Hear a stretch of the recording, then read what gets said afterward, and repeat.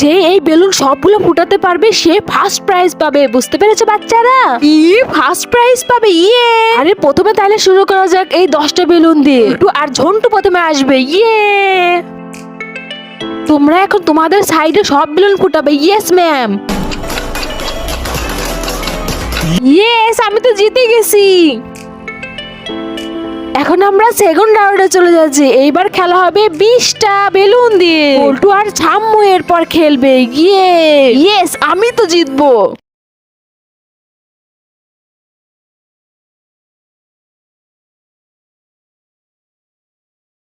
Yes ma'am, আমি ready. তো এখন শুরু করা যাক।